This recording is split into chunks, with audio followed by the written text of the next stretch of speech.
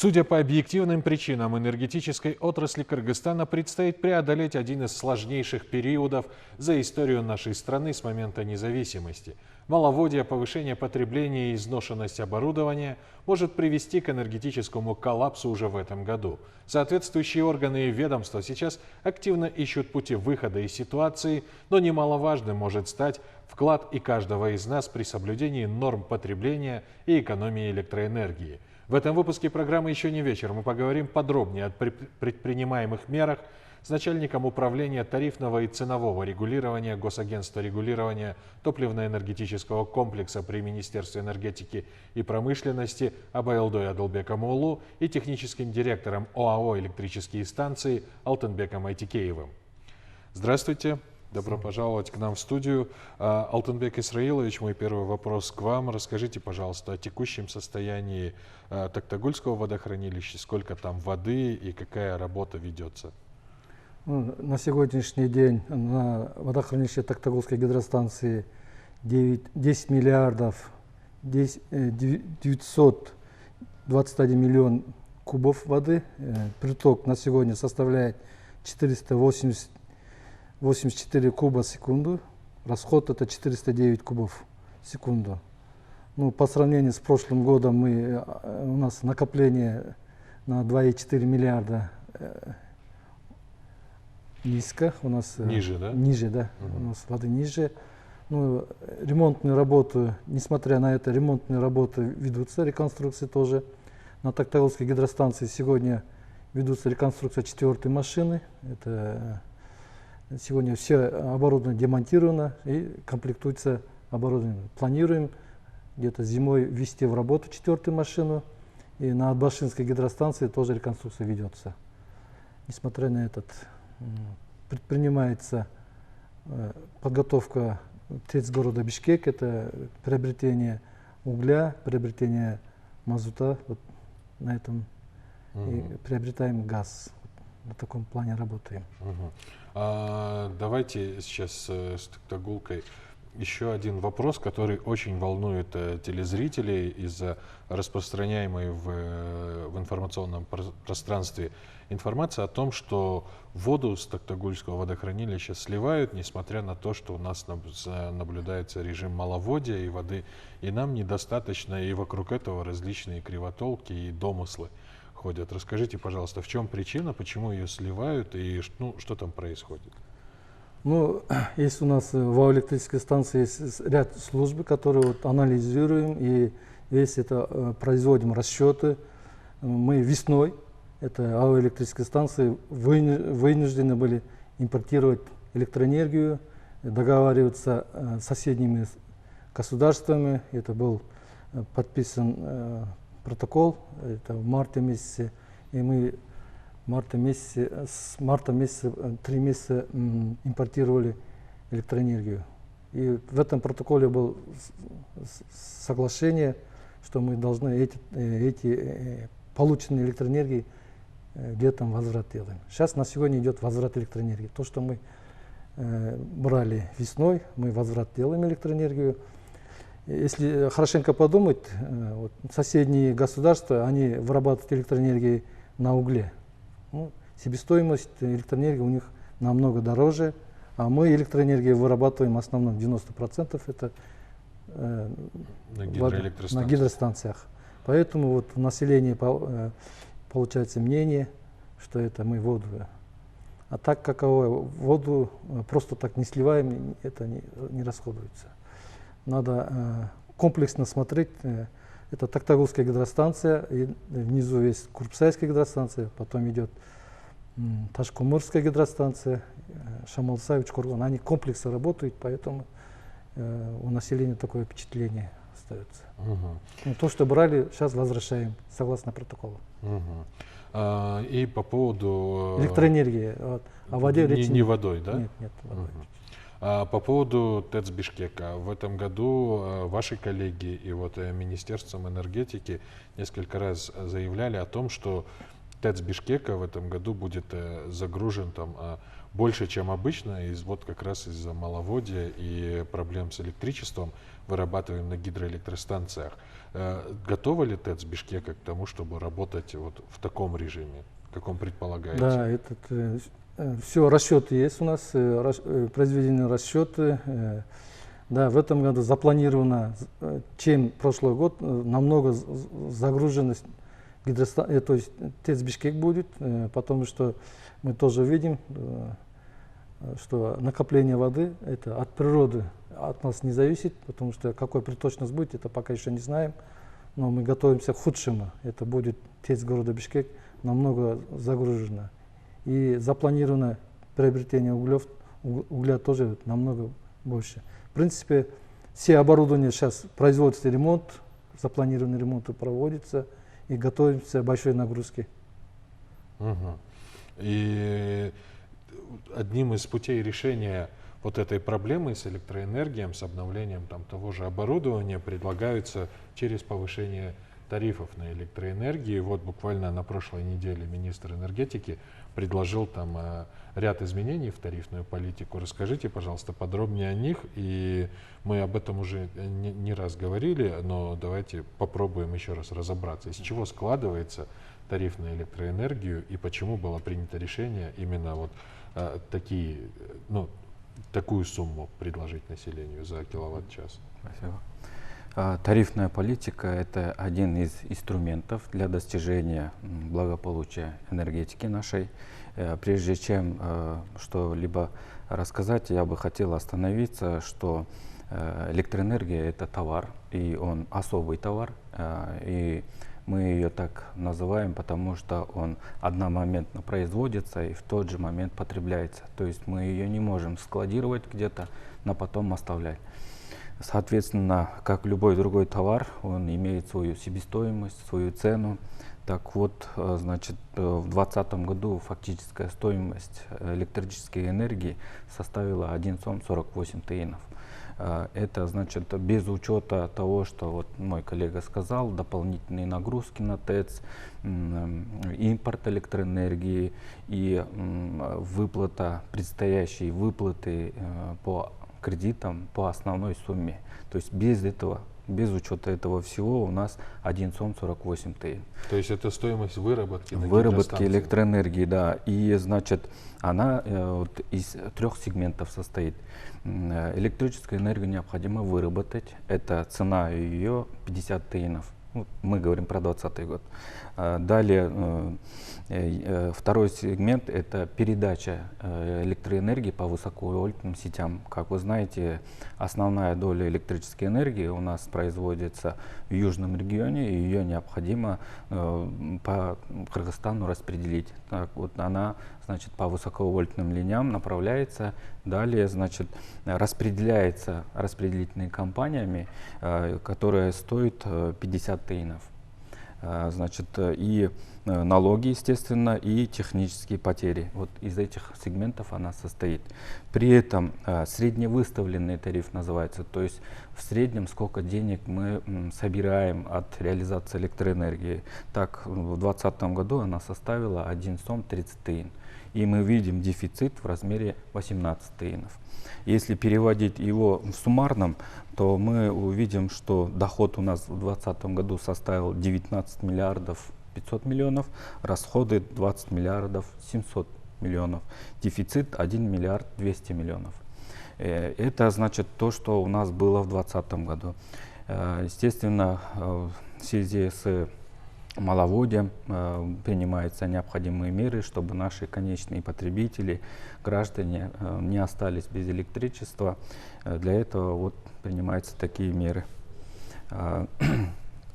При этом, значит, я бы хотел отметить, что первоначально концепции, то есть основная задача тарифной политики была, чтобы, значит, наши тарифы достигли себестоимости, то есть электроэнергия, чтобы была окупаема. Вот с такой логикой концепция была предложена в размере сом 48. Значит, в ходе разработки самой непосредственно проекта среднесрочной тарифной политики были много как бы предложений, в том числе, значит, чтобы поэтапно дойти до этой себестоимости. Действительно, мы, учитывая, значит, социально-экономическое положение, вот, в проекте ССТП, который мы уже вывесили на обсуждение, предлагается для населения 1 сом 9 тиынов. Она складывается из того, что вот на сегодняшний день граждане наши оплачивают 77 тиынов и 2 сома 16 тиынов. Да? И между ними складывается общая средняя, которая составила в 2020 году 1 сом 9 тиынов. И также в 2020 году у нас была инфляция по официальным данным 6,3%. И если мы его корректируем на инфляцию, мы получим 1 сом 9 тиынов. Таким образом, мы предлагаем летнее время, значит, исключить вот эту норму потребления без ограничения 1 сом 9 тиын. Но однако мы видим, что в зимний период наши граждане и другие хозяйственные субъекты электрическую энергию в основном используют на цели отопления. И при том, что электроэнергия, тариф на нее не оправдывает себя и потреблять ее чрезмерно, ну, это выше возможности энергосистемы. Поэтому в целях экономии, далее, значит, для обеспечения достаточных финансовых средств предлагается ввести норму потребления с 1 ноября по 31 марта в размере 1000 киловатт. При превышении этой нормы будут использоваться тариф 2 сома 52 тиына. Ну, опять же, я повторюсь, что это проект, который будет обсуждаться. Далее по процедуре, значит, с учетом мнений, предложений, окончательный проект среднесрочной тарифной политики будет направлен на согласование с министерствами, ведомствами. Далее, значит, решением правительства будет утверждена. После чего нашим агентством в целях ее реализации будет приказом утверждаться тарифы для конечных потребителей. А с какого числа планируется, если при положительном принятии решений? Значит, для общественного обсуждения было вывесено 15 июня этого года. Она продлится 1 месяц до 15 июля, после чего процедура займет еще 1 месяц. То есть мы ожидаем в августе месяца утверждения среднесрочной тарифной политики. Тут у меня есть один вопрос, и частично я уже, как бы, исходя из ситуации, понимаю, почему так делается, да, но а если поставить, вот, например, тариф вот, за превышение в 1000 киловатт-часов, и те, у кого есть возможность, например, могли бы отапливаться только за значительно большую сумму, оплачивая при этом. Но возможно ли за счет этого покрыть там все остальные издержки при доставке и выработке электроэнергии?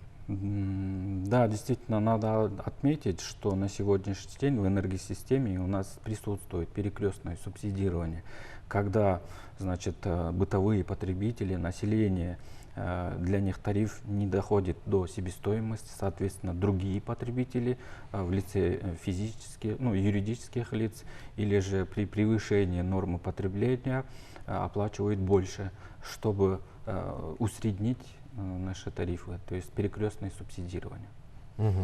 Но при этом, опять же, это перекрестное субсидирование, как я понимаю, упирается в возможности оборудования, которое есть у нас в стране в сфере энергетики. То есть его изношенность и его состояние очень сильно влияют даже вот на такие манипуляции с тарифами. Я бы хотел такой пример привести. Значит, совокупная мощность 3300 мегаватт в энергосистеме Кыргызстана. И мы заметили, значит, прошлой зимой, что мы достигли пика, то есть где нет больше резервов. И мы понимаем, что если мы так будем продолжать использовать электроэнергию, у нас просто на следующий год может не хватить. Поэтому, значит, предлагается меры по экономии электрической энергии. Значит, вообще в международном практике, значит, говорится, что при повышении тарифов до определенного уровня экономию получаем. То есть народ или вообще юридические лица начинают экономить, когда становится дорого. Но она, конечно, должна иметь свои логические пределы. Мгм. Алтынбек Исраилович, по поводу вот как раз оборудования, которое имеется сейчас, например, вот в распоряжении электрических станций, его пределы выработки электроэнергии, они достигнуты или у нас есть еще все-таки небольшой запас? Я вот с коллегой согласен 100%. Дело в том, что вот, при проектировании самой гидростанции, допустим, Токтагульская гидростанция, вот годовая выработка, у него 4 миллиарда 100 миллионов киловатт-час электроэнергии запланировано. У нас в сумме получается где-то 12 миллиардов, а на сегодня мы это должны вырабатывать больше 15. Вот в 2021 году, вот от 20 до 2021 года, мы выработали 15,5 миллиардов киловатт-час электроэнергии. Она вот максимально предельная. Вот. В энергетике есть другая свойство. Авария может быть лавинообразная. Вот. Не так, чтобы электроэнергии не хватает потом. Он может зацепить другие нормальные эти. Поэтому у нас действительно резерв мощности на сегодня вообще нет. Вот. Надо экономить или новые гидростанции строить, новые мощности вести надо. В пределе работают, все станции на пределе. Но при этом для того, чтобы вводить новые мощности и новые гидростанции, это для этого, во-первых, самое главное, потребуется время, потому что вопросы с финансами, так или иначе, там, может быть, через кредитование и гранты можно решить, но в долгосрочной перспективе, через определенное время мы придем к такой же ситуации, как и сейчас, как я понимаю, когда у сферы энергетики очень такой серьезная сумма накопилась для выплаты, и в связи с этим тоже вот текущий энергетический кризис связан с этим тоже, верно? Да, здесь я бы хотел отметить, что вот все вот, ну, начну с того, что кредиторская задолженность энергосистемы составляет на сегодняшний день 129 миллиардов. Это в суммах? Да. Как вы знаете, в прошлом году весной произошел резкий рост курса доллара, что тоже нашел свое отражение. То есть, если мы до повышения курса доллара видели свои долговые обязательства в размере 105 миллиардов, то она просто автоматически на эту сумму выросла.